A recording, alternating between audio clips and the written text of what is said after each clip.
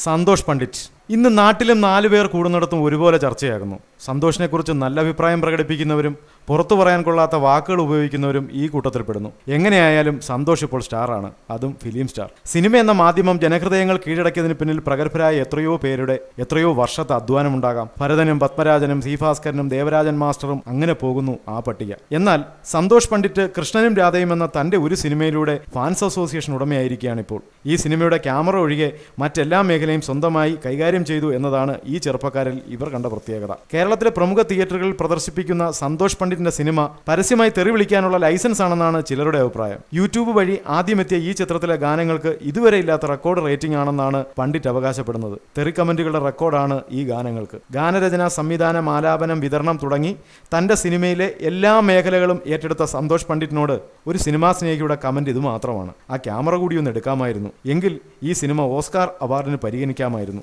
കൊല്ലത്ത് സന്തോഷിന് fans association രൂപീകരിച്ചു. 50ഓളം ചെറുപ്പക്കാർ ചെണ്ടമേളത്തിന്റെ അകമ്പടിയോടുകൂടിയാണ് ഫാൻസ് അസോസിയേഷൻ പ്രഖ്യാപിച്ചത്. സന്തോഷ് ഞങ്ങളുടെ ജീവനാണ്. മലയാള സിനിമയുടെ ഈ സുവർണ താരത്തെ ഞങ്ങൾ സംരക്ഷിക്കും. സന്തോഷ് ഞങ്ങൾക്ക് ജ്യേഷ്ഠ സഹോദരന് തുല്യമാണ്. പണ്ഡിറ്റ് എന്ന് പറഞ്ഞാൽ എൻ്റെ ഒരു സ്വന്തം ചേട്ടനെ പോലെയാണ് ഞങ്ങൾ കാണുന്നത്. എൻ്റെ ഇന്ന് മാത്രമല്ല, ഞങ്ങൾ എല്ലാവരെയും സ്വന്തം ചേട്ടനെ പോലെയാണ്. അദ്ദേഹത്തിനെ വളർത്തിക്കൊണ്ടുവരിക എന്ന് മാത്രമാണ് ഞങ്ങളെ ലക്ഷ്യം.